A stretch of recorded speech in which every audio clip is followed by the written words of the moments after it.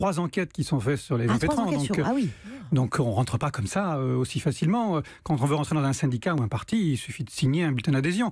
En franc-maçonnerie, c'est pas si simple que ça et ça prend un certain temps. On enquête sur vos motivations parce qu'il y a forcément des brebis galeuses dans cette histoire ou des gens qui viennent pas pour les bonnes raisons.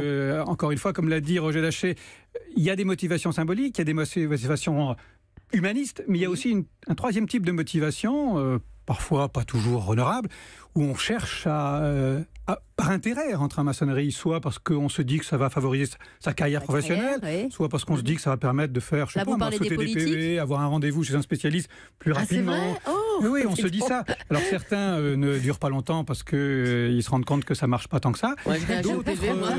D'autres finalement, c'est une infime minorité, mais celle-là souvent peut faire beaucoup d'écho médiatique. C'est ceux qui, via des fraternelles, les fraternelles sont des regroupements de francs-maçons par métier ou par secteur économique.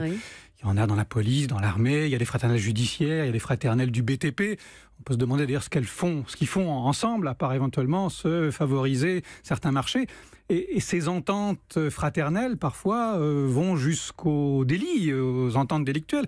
Ça a fait, dans les années 90 et 2000, les choux gras des rubriques judiciaires. Oui. C'est pour ça que je posais la question pendant la pause à Roger Daché, mais on n'entre pas pour rien, entre guillemets, dans la franc-maçonnerie. C'est-à-dire qu'il y a toujours quand même une quête, un objectif, quel qu'il soit. Il peut être dans ces 3 dimensions mêlées, mais quand même. Oui, bien sûr. Et toute la question pour quelqu'un qui demande son admission dans la franc-maçonnerie, comme l'a rappelé François Coche, c'est de savoir si véritablement ce qu'il attend de la franc-maçonnerie, c'est bien ce qu'il va y trouver. Et c'est l'objet de ce qu'on appelle les enquêtes. Alors le mot enquête, ce n'est pas forcément un très joli mot, mais quand on est franc-maçon, il suffit pas de signer, quand on veut devenir franc-maçon, il suffit pas de signer un bulletin d'adhésion. On reçoit des gens qui vous interrogent longuement.